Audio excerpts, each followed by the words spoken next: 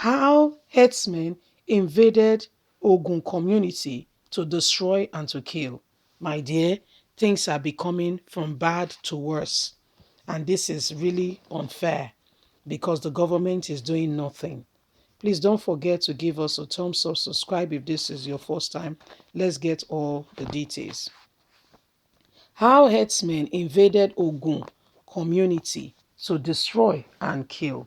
According to the traditional leader of the community, herdsmen have been attacking and killing members of the community since 2006.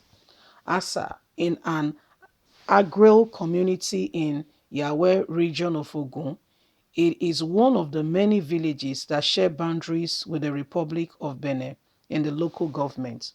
Why its proximity to the Francophone country through one of the proxy borders is less than 5 kilometers. Its distance to Ilaro, an adjacent capital of Iyawo land, is about 40 kilometers. Apart from the fact that a fewer people in the community own bicycles, which some of them used to use for commercial purposes, there is little or no sign of modernized life in the Asa, Ibokun area and other surrounding communities. Some of these communities are done with mud houses and barns made of thatches at their backyard for the preservation of their crops after harvest. However, a settlement one expect to be peaceful due to its rural nature and preservation of mother nature and the redness lifestyle of its inhabitants was recently thrown into turmoil after criminal herdsmen displaced its residents and set their homes on fire. On Easter Monday, when Plus visited Asa, the community looked like a shadow of itself, with its residents still living in fear of imminent return of the herdsmen. Fear of many residents in the community whose properties were burned to ashes still reflect the sad memory of February the 14th tragedy. According to the acting Bale, the traditional head of the community, Chief Matthew Akinde Olukokun, herdsmen have been attacking and killing members of the community since 2006. Olukokun, who shared pictures of various victims of herdsmen attack in Asa, with Plus explain that herdsmen usually kill their victim on their farms, but on February they invaded the town, shooting and setting their properties ablaze. Fulani herdsmen have been killing people in this community since 2006 in this town. Then they used to commit atrocities in our farmland. But this year they came into the town shooting. Olukoko said in Yoruba sorrowfully.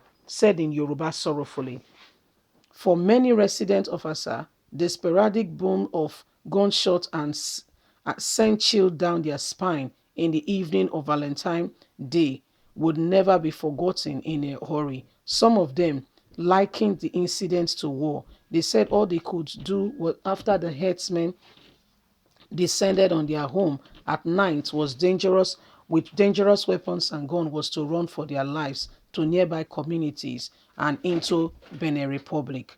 While some ran to towns in Benin, others sought refuge in palace of Oba, the traditional ruler of Igane land in Pobe local government area, also in Benin Republic.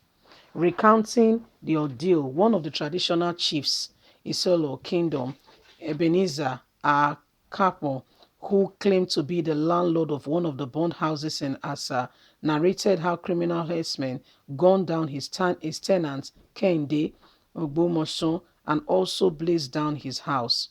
When the unfortunate gun Fulani herdsmen invaded the community, it was God that saved me. We both ran into his building. I told him to let us run into the bush, but because of the gunshot, fear gripped him. He was not bold enough to run out of the house. They killed him in there and set the house on fire on him.